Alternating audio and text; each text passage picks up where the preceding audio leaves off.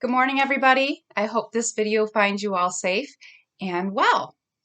And we'll start this morning with the core practice. Find a spot to sit comfortably, hands in your lap or resting nicely. Close your eyes and take deep breaths.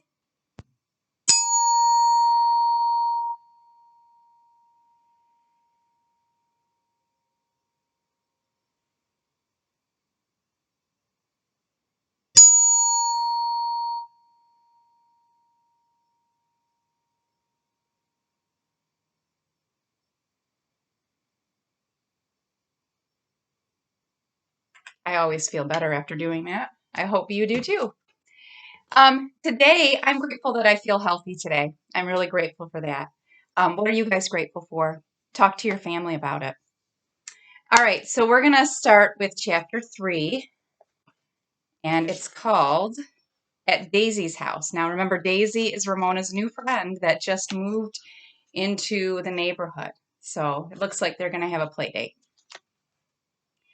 As September sunshine changed to autumn clouds, life at the Quimby's house settled into a peaceful routine. Mr. Quimby, who managed the ShopRite market, came home from work looking cheerful. Groceries had been delivered on time, no shoplifters were spotted, and no one had slipped on bits of lettuce dropped by careless produce customers. Mrs. Quimby found more time to read Moby Dick, a book with so many pages that members of the book club, most of them mothers or women who worked outside their homes or both, had difficulty finishing it. They postponed their meeting for another month. Ramona wondered why they didn't just skip the hard parts. Roberta was a happy baby, busy enjoying her hands and feet. She could even put her toes in her mouth. So could Ramona, just barely. But no one else in the family even tried. Beezus was still filled with enthusiasm for high school. She liked all her teachers, and she had made a new friend, Abby Alexander, whose real name was Abigail. At dinner time, the Quimbys heard a lot about Abby. Abby wanted to be a math teacher or a dietitian someday.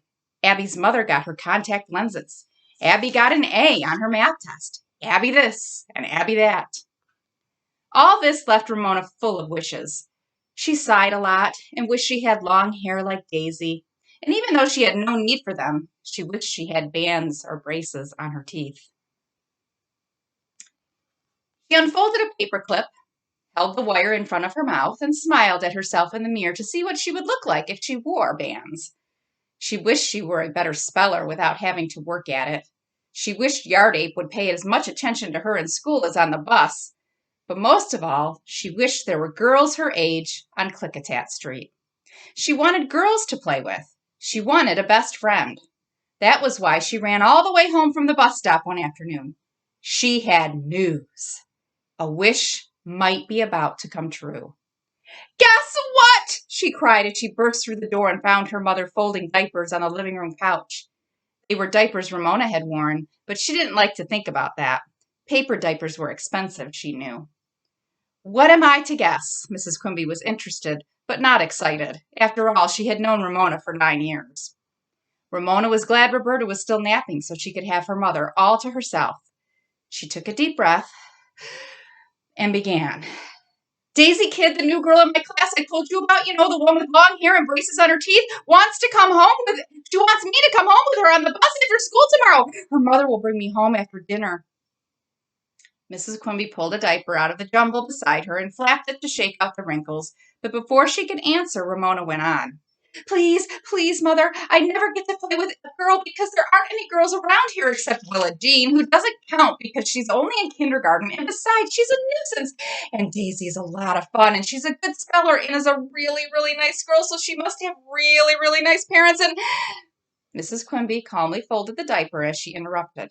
Of course you may go, dear. I already know about Daisy's family because one of the book club members' cousins lives next door to her family and says they're fine people. Daisy's father was transferred here during the summer, and her mother works mornings as a school nurse. Obviously, the conversation of the book club was not limited to books. Somehow, Ramona felt let down. She had expected to argue, to have to persuade her mother of the niceness of Daisy and the importance of their playing together. You could have asked Daisy to come here, Mrs. Quimby said. Oh, I didn't think about that, admitted Ramona. I guess because we ride different buses. Mrs. Quimby laid down the diaper she was folding to look thoughtfully at Ramona before she said, "Don't you think you should play with Susan once in a while?" Ramona picked at the one callus that had not peeled off since school started before she said, "Do I have to? I see her at Sunday school."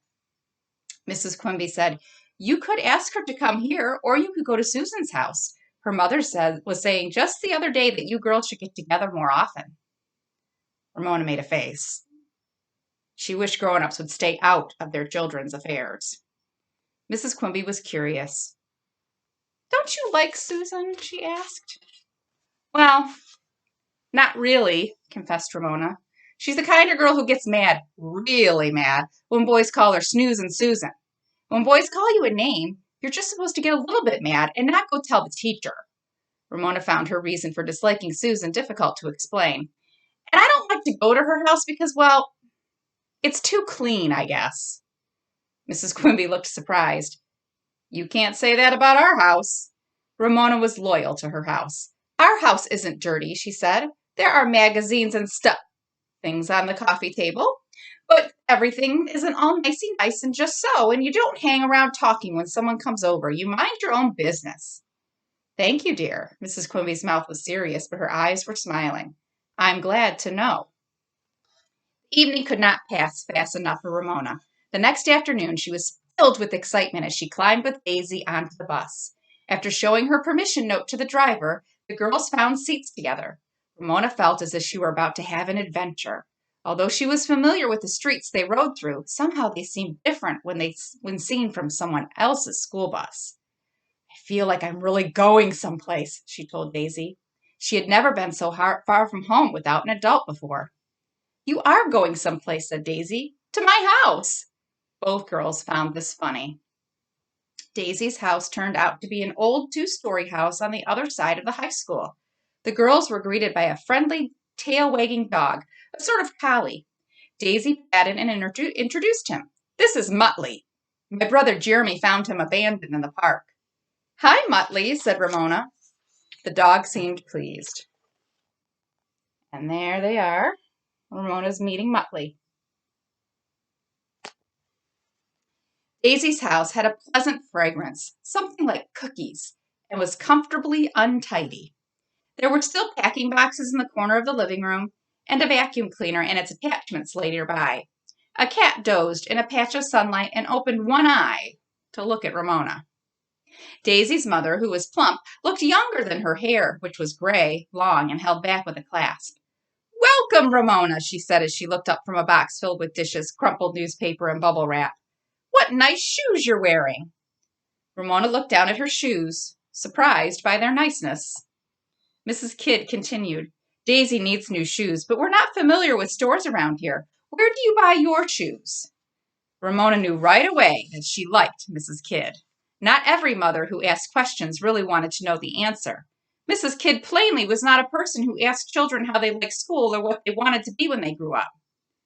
"Fix yourselves a snack," she said, and pulled a platter out of a carton. "I hope I can get all these packing boxes out of the living room before Daisy goes to high school."